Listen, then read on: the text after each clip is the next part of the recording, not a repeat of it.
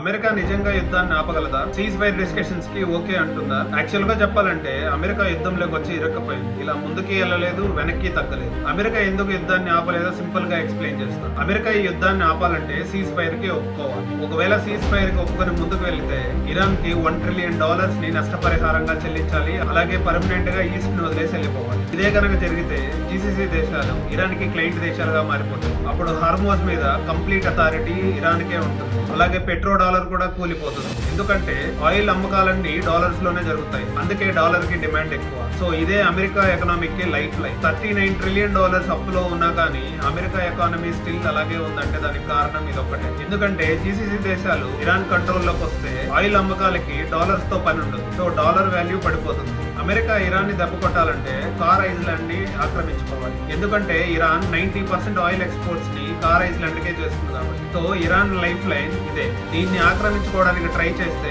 Iran రెచ్చిపోతుంది.